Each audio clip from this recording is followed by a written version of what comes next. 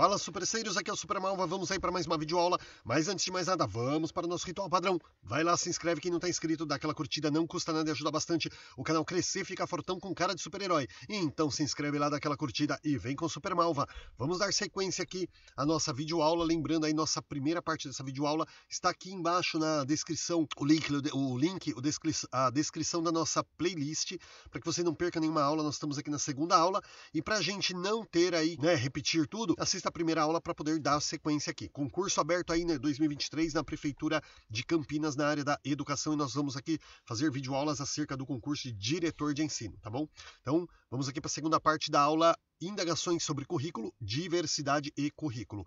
E nós vamos partir aqui para a página 20, que foi de onde a gente parou. Foi exatamente de onde a gente parou, tá? Então nós vamos conhecer aqui, alguns aspectos acerca da diversidade, a dificuldade que a diversidade tem de ser trabalhada nas escolas. Então, alguns aspectos a fim de dar mais elementos às nossas indagações aí sobre currículo.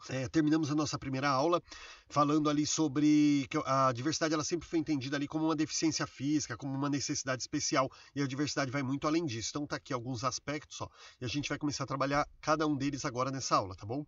Então vamos começar aqui, com algumas considerações sobre a diversidade biológica ou biodiversidade. Gente, o que é diversidade biológica ou biodiversidade? É o conjunto de seres vivos, todos os seres vivos que tem na Terra, desde plantas, animais, insetos, seres humanos, bem como os locais que eles vivem, as culturas, que os obrigam a viver dessa forma. Por exemplo, os indígenas que vivem ali, no caso, os indígenas que vivem ali realmente ali nas tribos, na beira do rio, aquela coisa, eles têm aquele formato de vida. Os seringueiros, os remanescentes de quilombolas, então assim, pessoas que vivem ali, pessoas que vivem na área rural, por exemplo, que vivem lá no meio do mato mesmo, ali no meio da roça mesmo, que tem que abrir estrada ali para chegar na cidade. Então tem povos assim. Então isso é a biodiversidade, a diversidade biológica, tá? Bem como raças também, por exemplo, um é branco, um é negro, o outro é pardo, o outro é indígena, um tem o cabelo liso, outro tem cabelo crespo, um tem o olho azul, outro tem o olho castanho, outro tem o olho verde, um tem o olho de cada cor. Então tudo isso, gente, faz parte da diversidade biológica ou biodiversidade, tá bom? Então, só para vocês entenderem aí, vamos fazer a leitura do texto e logo a gente faz uma explicação. Tem um trechinho aqui em azul, a gente não vai ler porque ele está inserido no meio do texto, tá bom? Algumas considerações sobre a diversidade biológica ou biodiversidade. A diversidade pode ser entendida em uma perspectiva biológica e cultural. Portanto, o homem e a mulher participam desse processo enquanto espécie e sujeito sociocultural.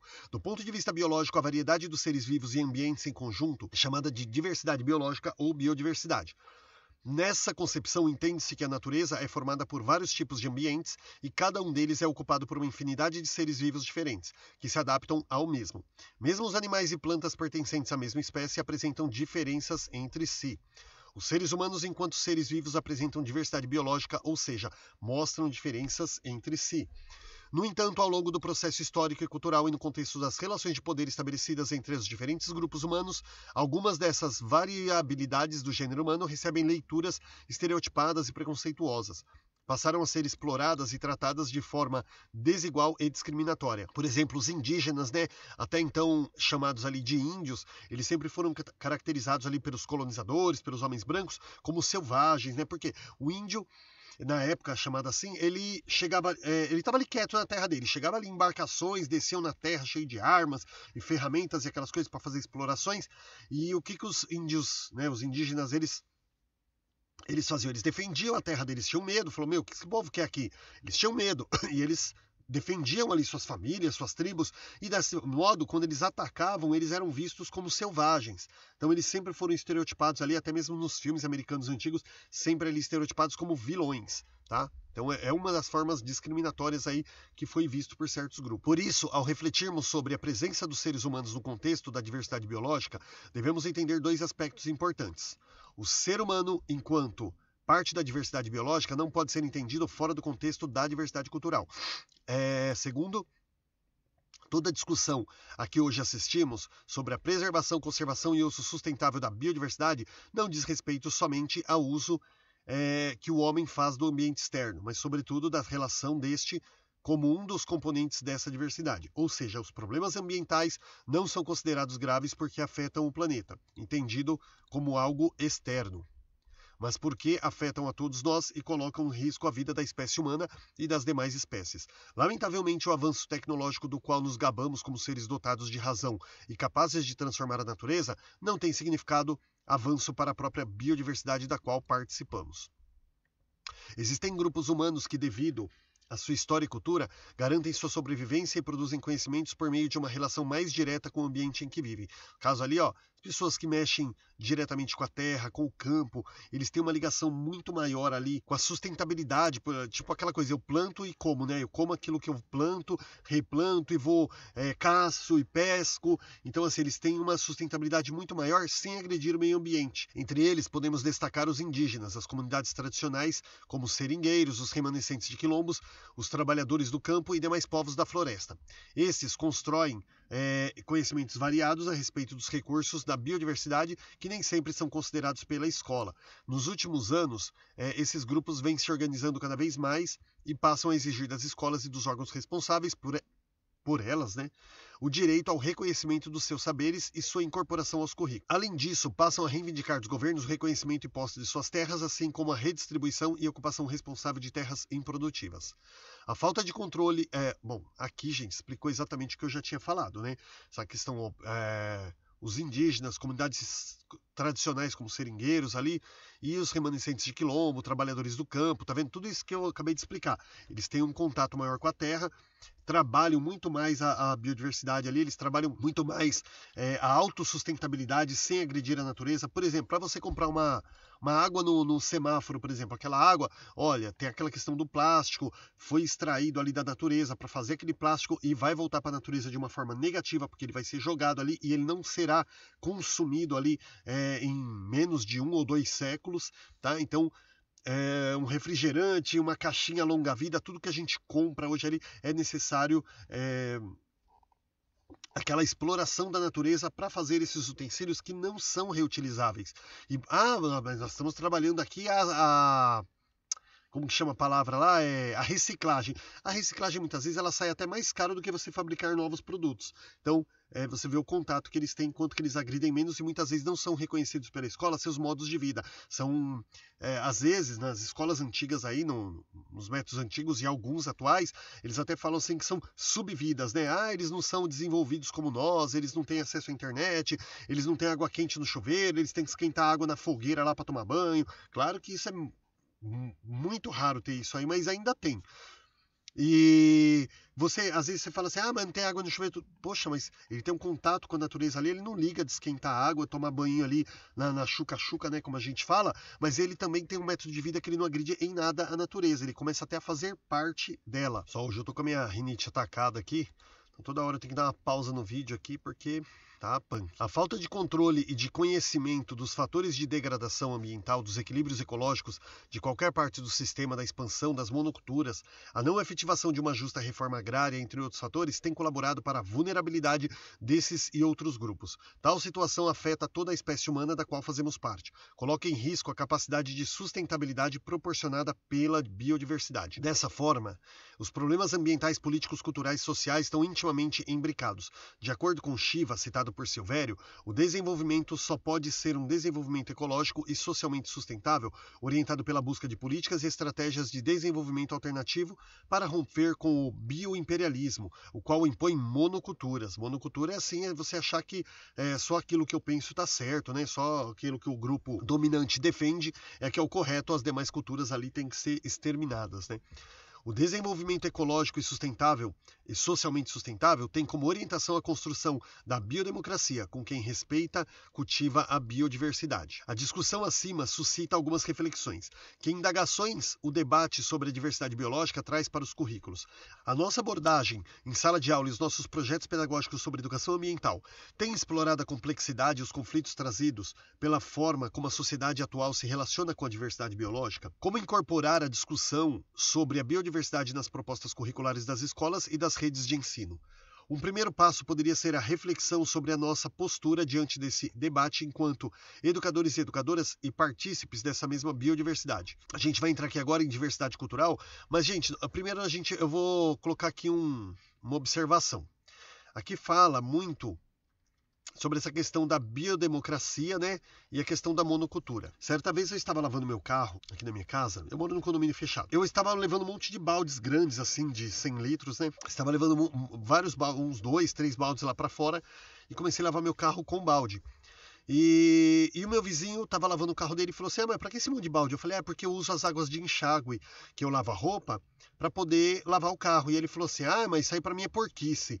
Né? Você pegar água de máquina para poder lavar carro. E eu olhei para ele, gente, ele não gostou do que eu falei, mas eu olhei para ele e falei assim: olha, eu trabalho muito sustentabilidade na escola. E assim, eu não vejo mal nenhum. Você lavou a sua roupa, é uma água de enxágue, você enxágua no balde, aquela água ali você pode jogar em cima do carro para tirar um sabão. Não vejo problema nenhum. Não tem teria problema se eu usasse algum componente químico na água lá para deixar a roupa mais branca e que afetasse a pintura do carro, por exemplo.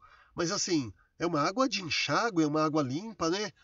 Por assim dizer, não pode beber, não pode cozinhar com aquela água, mas qual que é o problema de você jogar em cima de um carro para retirar o sabão?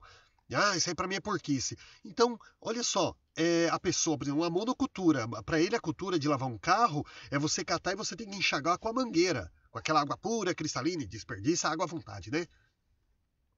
Agora, quando você tem uma pessoa que chega e fala assim, não, eu vou reutilizar essa água, até os lava rápidos, tem muitos aí que trabalham com água reutilizável. Eles pegam aquela água que escorre ali, ela vai para um poço que depois ele é sugado, eles tratam a água ali com algum produto para voltar a lavar novos carros. E os carros ficam limpos. Agora a pessoa que vai ali, pega uma água de enxágue e da roupa ali que você tirou, o sabão ali, fica aquela água, né? Você pegar e jogar no carro ali, não pode. Olha, ele usou a palavra porquice para mim. Então, assim, se é uma monocultura, quer dizer, a cultura dele de lavar o carro com a mangueira é a única que serve. A pessoa que pega, por exemplo, e utiliza uma água dessa, até mesmo ali para o vaso sanitário, uma época ali que você está com racionamento, achei a palavra, racionamento de água, começa a ver racionamento de água ali, você pega, tem umas águas no balde, tudo tampadinho, né, por causa da questão da dengue, aí você utiliza aquela água, por exemplo, para jogar no vaso sanitário, para lavar um banheiro, é porquice? Uma água de enxágue que você lavou sua roupa ali, você enxagou, a água tá limpinha. Então, assim, gente, são coisas que as pessoas não respeitam. Eu falo para vocês, não tem vergonha, não. Eu uso água de enxágue para lavar carro, para lavar o quintal, para lavar o banheiro é um pouco mais complicado, mas até mesmo ali para jogar num vaso sanitário, quando você tem um racionamento de água, quando a represa baixa, eu não vejo isso como porquice. Se alguém vê, me desculpe. Mas isso aí se chama o quê? Biodiversidade, respeito à biocultura, à biodiversidade, gente, a biodemocracia.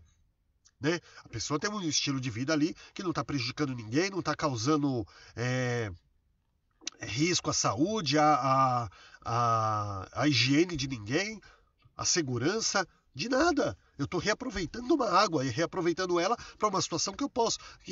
Aliás, que atire a primeira pedra quem nunca pegou uma água de enxágue ali. Você tem um balde grande, você enxagou a roupa ali, você aproveitou aquela água e lavou um quintal, lavou uma calçada, lavou uma garagem.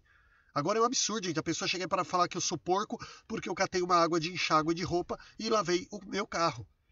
Então vocês veem, esse tipo de coisa, eu dei um exemplo aqui pequenininho, mas esse tipo de coisa, gente, ele existe em grande escala na sociedade, né? Em que só a sua opinião é a certa, só aquilo que você segue é o certo. Eu vim falando isso em diversas aulas. Agora nós vamos falar um pouquinho, pessoal, sobre diversidade cultural.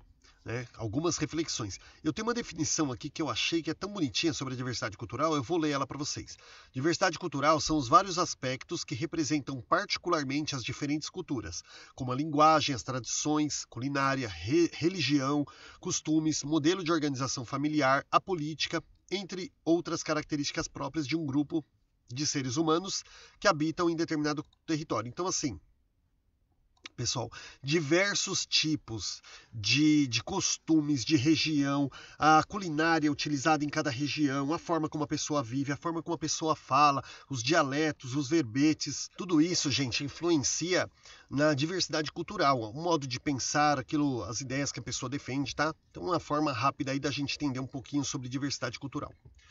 Vamos ler aqui. O ser humano se constitui por meio de um processo complexo. Somos ao mesmo tempo semelhantes enquanto gênero humano e muito diferentes enquanto forma de realização do humano ao longo da história e da cultura. Podemos dizer que o que nos torna mais semelhantes enquanto gênero humano é o fato de todos apresentarmos diferenças, de gênero, raça, etnia, idades, culturas, experiências, entre outros. E mais, Somos desafiados pela própria experiência humana a aprender a conviver com as diferenças. O nosso grande desafio está em desenvolver uma postura ética de não hierarquizar as diferenças e entender que nenhum grupo humano e social é melhor ou pior do que outro. Na realidade, somos apenas diferentes. Ao discutir a diversidade cultural, não podemos nos esquecer de pontuar que ela se dá lado a lado com a construção de processos identitários. Assim como a diversidade, a identidade enquanto processo, ela não é inata, ela é desenvolvida, pessoal, ao longo do tempo, tá? Conforme o meio em que a pessoa insere ali, ela vai construindo sua própria identidade cultural ali, né? Identidade geral, mas aqui no caso cultural. Ela se constrói em determinado contexto histórico, social, político e cultural.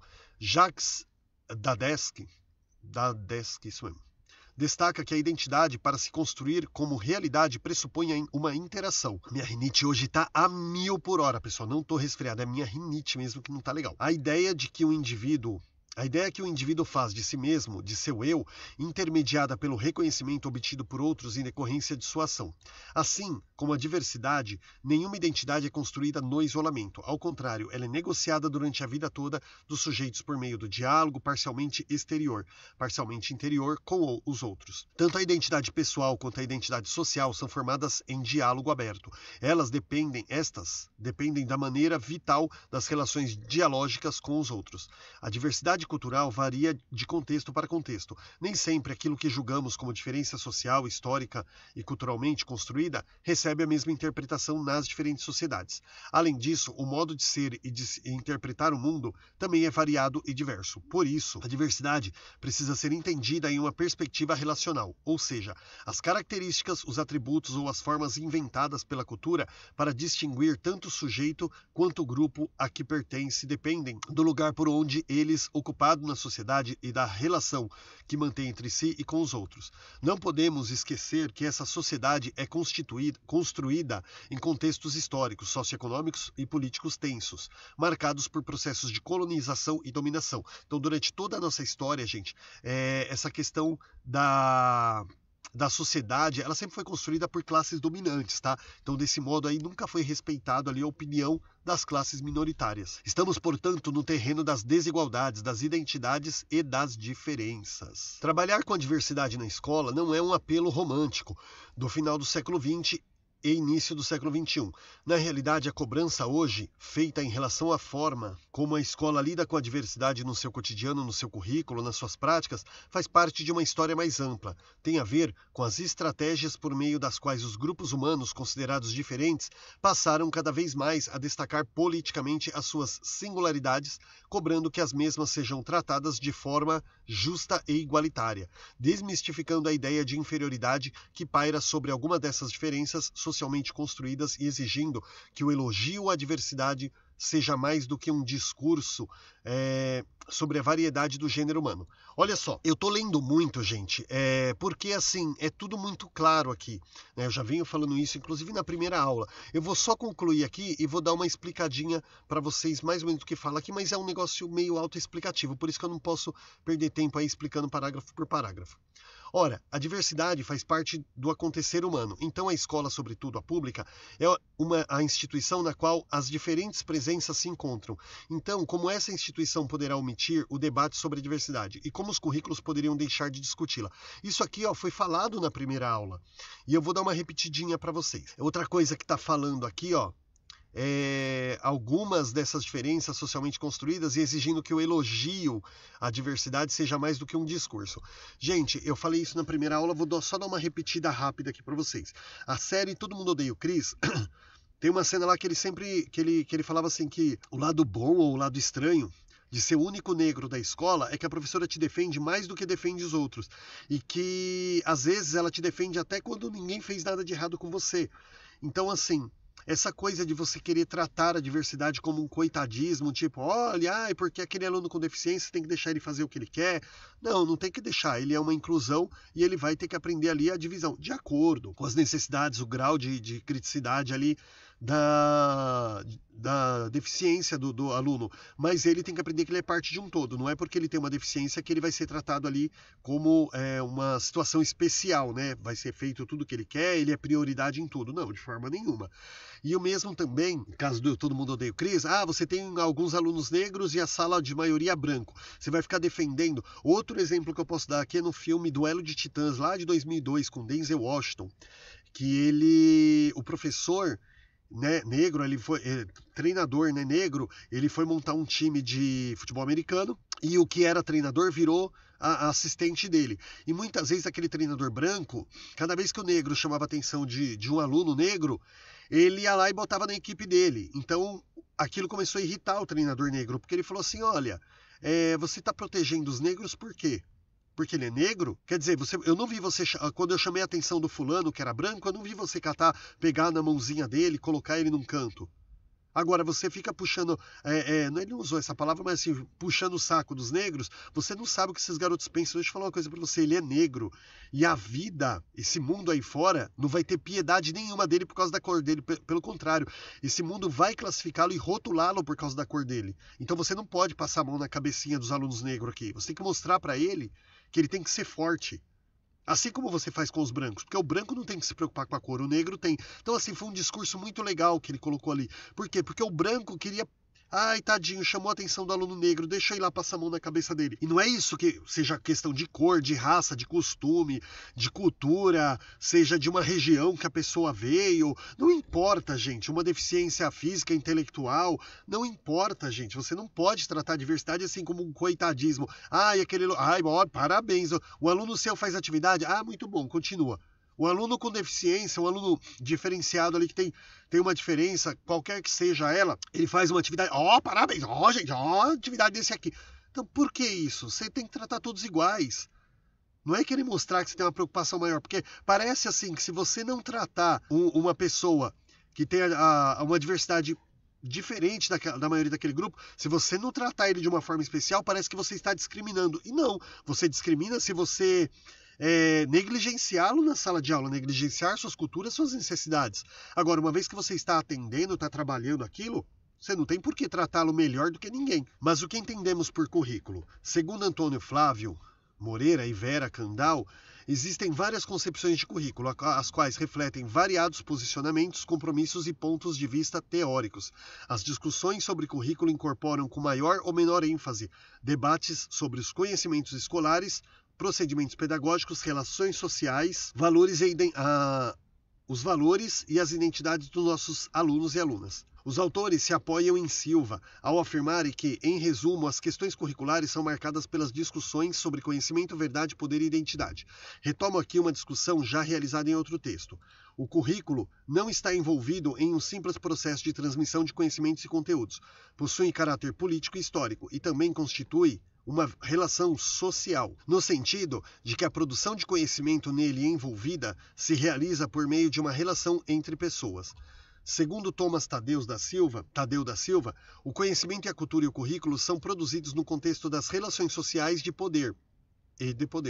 Esquecer esse processo de produção no qual estão envolvidas as relações desiguais de poder entre grupos sociais significa reificar o conhecimento e reificar o currículo, destacando apenas os seus aspectos de consumo e não de produção.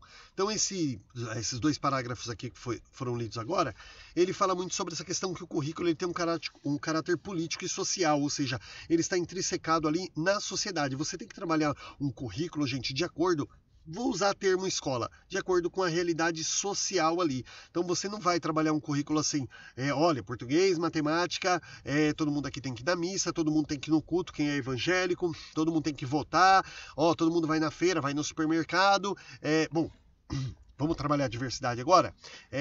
Quanto às culturas diferenciadas, você não pode fazer isso. Gente, você trabalha a diversidade dentro do seu próprio currículo, conhecendo a realidade local e a partir daquela cultura.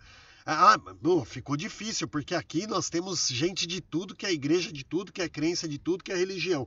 Temos pessoas aqui que defendem tudo que é tipo de posicionamento político. Temos pessoas aqui de tudo que é tudo que é tipo de gênero...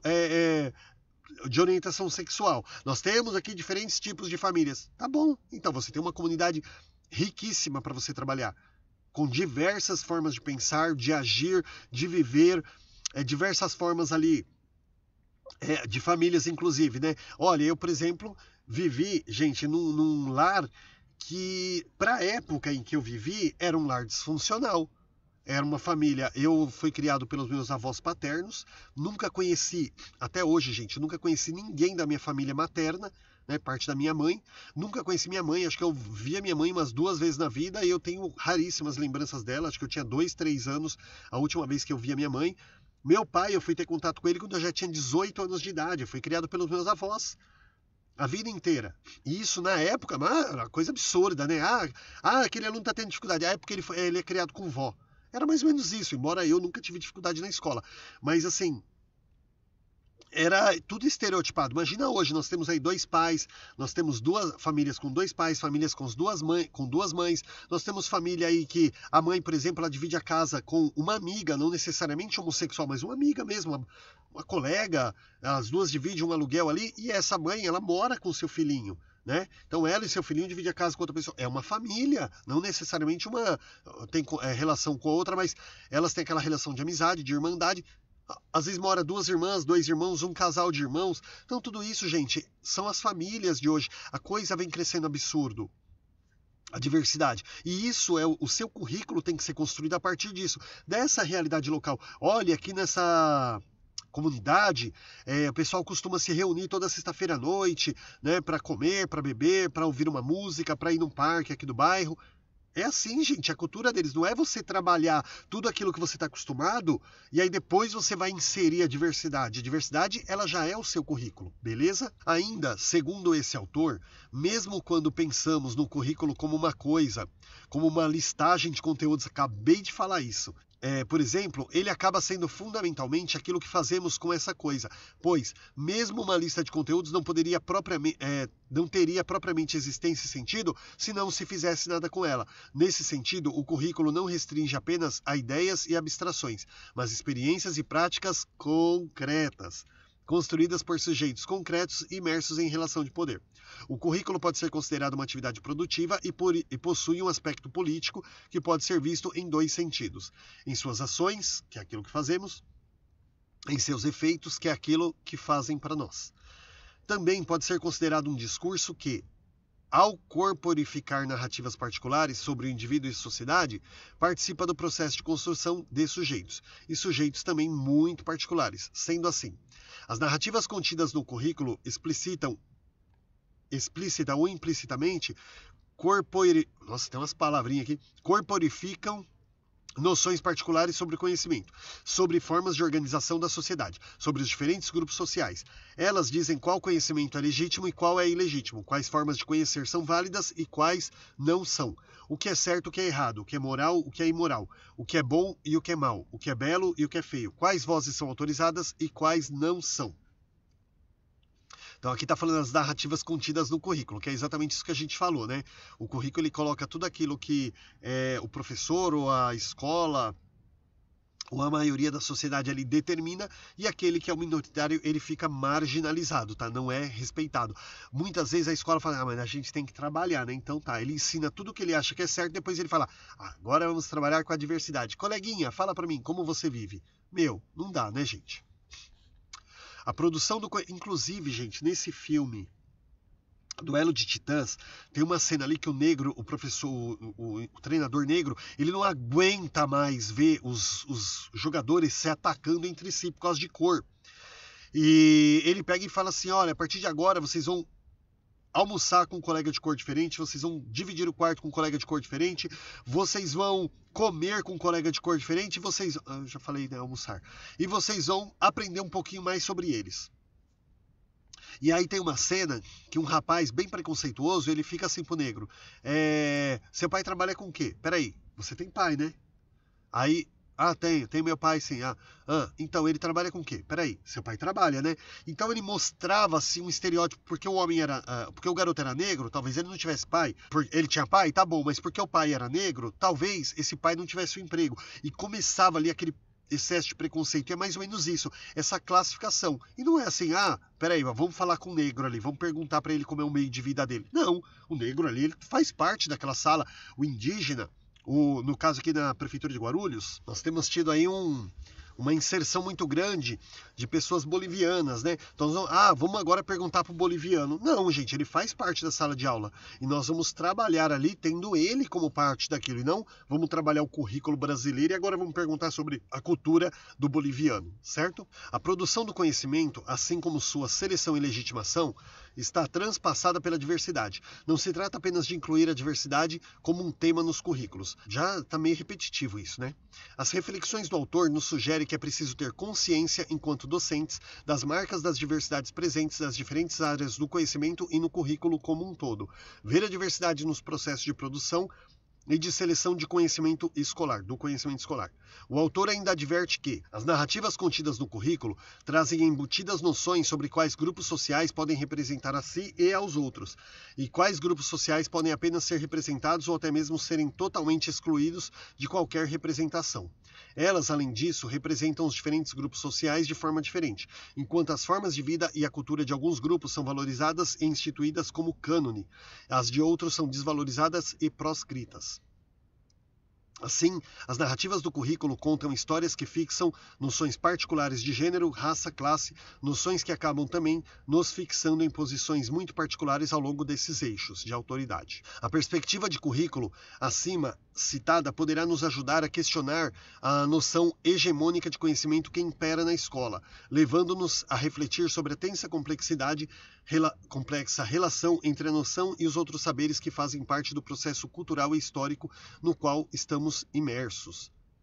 Podemos indagar que as narrativas do currículo têm contado sobre as relações raciais, os movimentos do campo, o movimento indígena, o movimento das pessoas com deficiência, a luta dos povos da floresta, as trajetórias dos jovens da periferia, as vivências da infância, principalmente a popular, e a luta das mulheres. São narrativas que fixam os sujeitos e os movimentos sociais em noções estereotipadas ou realizam uma interpretação emancipatória dessas lutas e grupos sociais. Então a forma também como é colocado, pessoal, pode caracterizar o currículo como uma coisa rica ali de diversidade ou também estereotipá-lo ainda mais, tá? Que grupos sociais têm o poder de representar e quais podem apenas ser representados nos currículos? Que grupos sociais, étnicos e raciais têm sido historicamente representados de forma estereotipada e distorcida? Diante das respostas a essas perguntas, só nos resta sair do imobilismo e da inércia e cumprir a nossa função pedagógica diante da diversidade.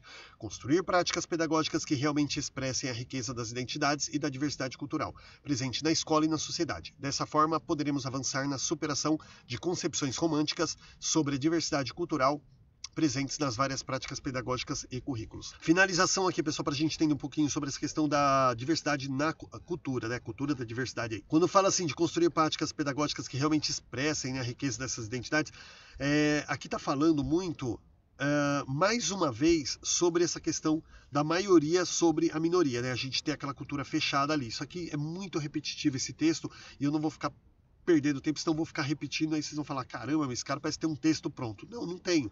Mas aqui o texto em si, ele já está meio repetitivo. Aqui quando fala de concepções românticas, é romântica de tô apaixonado. Concepções românticas é aquele famoso bonitinho, sabe? Vamos fazer porque esteticamente é bonito a gente falar sobre a diversidade, sobre isso. É isso que fala sobre concepções românticas, tá? Falando assim do bonitinho, né? Vamos fazer porque é bonito, porque é certo, porque tem que fazer. Não, isso tem que fazer parte de você. Tem uma outra coisa aqui que eu gostaria de colocar, cumprir a nossa função pedagógica diante da diversidade. Uma coisa que eu vivo falando, olha só, gente. Eu fui evangélico, 34 anos, então de forma nenhuma estou aí desmerecendo as pessoas evangélicas, pelo amor de Deus. É que nem quando a gente fala muito sobre a educação, a Igreja Católica, parece que a gente ataca a Igreja Católica. Não, no contexto histórico, a Igreja Católica, ela sempre se colocou numa relação de poder muito grande, tanto na parte política, na parte de domínio, na parte da educação. Então, quando a gente fala da Igreja Católica, não é atacando de forma nenhuma. Mesma coisa, né, você vai falar dos cristãos, principalmente hoje os evangélicos, então parece que a gente está falando mal. Não estou falando mal, gente, pelo amor de Deus, não vou cuspir nas minhas raízes. Porém, eu tenho sofrido muito isso nos últimos 20 anos, até mesmo, você vê, vai fazer 9 anos aí, fez 9 anos que eu me desliguei ali da igreja, né, da qual pertencia, né, do meio evangélico. Porém, gente, nos últimos 20 anos, até mesmo dentro da igreja ali, eu comecei a sofrer bastante na escola com essa questão. Porque foi incorporado ali o Dia da Consciência Negra, a Feriado da Consciência Negra, lá em 20 de novembro. Porém, aquela coisa, chega no começo do ano, tem evangélicos que a igreja que eu pertencia, por exemplo, não comemora Páscoa, não comemora Natal, festa junina, nada disso. Mas tem igrejas que comemoram. E aí quando chega, por exemplo, na Páscoa, na festa junina, no Natal, né, os cristãos em si ali, principalmente evangélicos, mas os católicos também. A gente comemora, é tudo lindo, tudo maravilhoso, né? Então, assim, trabalha ali tudo de uma forma cultural e até com uma pitadinha religiosa ali. Quando chega lá na consciência negra, gente, você vai trabalhar... Olha, quando fala de consciência negra, a única coisa que passa na cabeça de muitas pessoas, né? Pessoas aí não esclarecidas, claro. O que passa na cabeça, meu? Tá ligado à macumbaria, tá ligado à feitiçaria, tá ligado a rituais de candomblé, e o candomblé é coisa do diabo. Então, as pessoas fazem esse tipo de ligação. Então, às vezes, você vai trabalhar a questão da consciência negra, meu, o leque é absurdo. Eu teria que dar 30 aulas para falar o mínimo da consciência negra aí. Mas as pessoas só levam para esse lado. Ah, porque aí vai falar, porque aí vai entrar religião, vai entrar, eu não gosto dessas coisas, e bater tambor, e terreiro, e umbanda, e... Cara, sério isso? É sério. Tem 20 anos que eu sofro com isso. Eu, por mim, eu colocava o feriado da consciência negra no começo do ano, se eu fosse diretor. Tô precisando de concurso para diretor.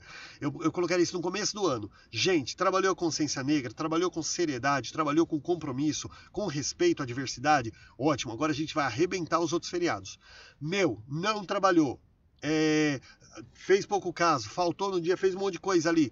Então, beleza, então a gente não vai comemorar nada também no resto do ano. Porque, gente, tudo que é trabalhado de acordo com a cultura dominante, com aquela coisa que foi dominante ali, magnânimo ali durante toda a história da educação, é maravilhoso. Quando chega no final, você tem que trabalhar o feriado da diversidade.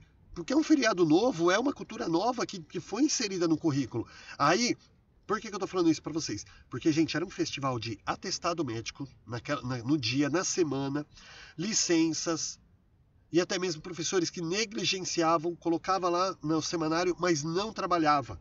Não, porque eu não trabalho, porque eu não sei o quê. E falava mesmo. Então colocava sua cultura cristã, sua cultura espiritual, sua cultura religiosa, seus princípios morais ali, colocava aquilo tudo na frente, gente. E aquilo que era diferente era visto como uma coisa horrível, parecia que era uma coisa satânica ali, né? Ia fazer um ritual ali de sacrifício humano. Parecia que era uma coisa insana. E mesmo eu, quando estava ali e era uma igreja evangélica muito tradicional aí, né? Mais de 100 anos.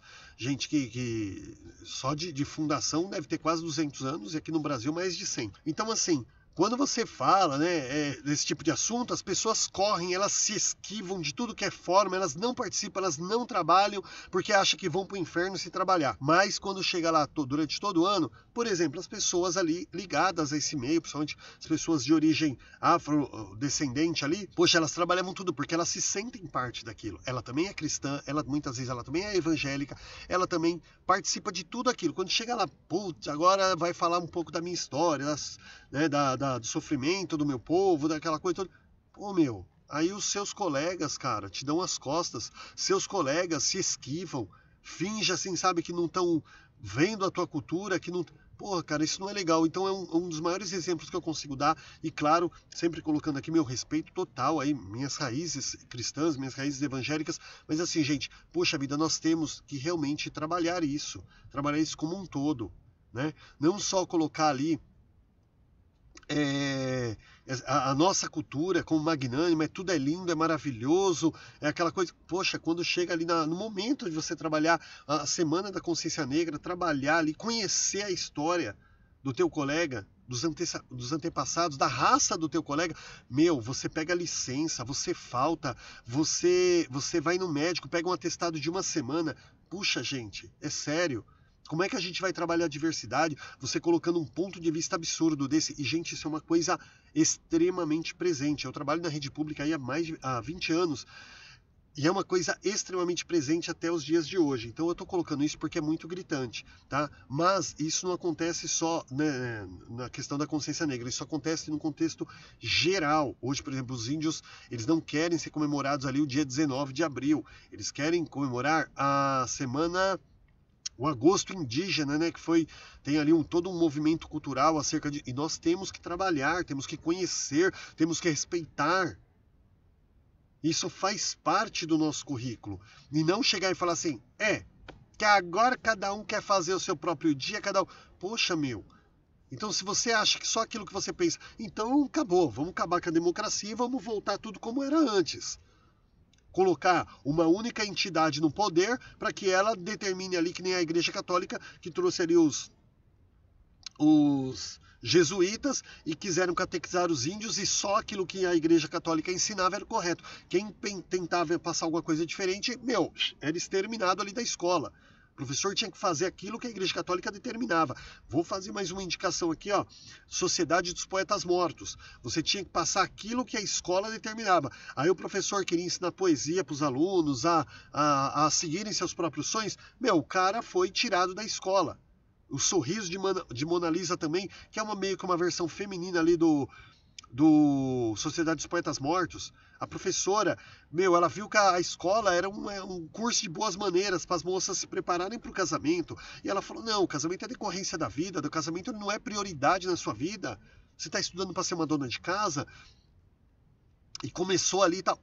Tiraram a professora da escola. Então, vocês querem que volte esse tipo de educação? Então, vamos procurar, gente, trazer esse currículo para o dia a dia e não colocá-lo assim como, olha, semana que vem a gente vai trabalhar esse tema, essa semana a gente vai trabalhar isso. Não, gente, aquilo faz parte do nosso dia a dia.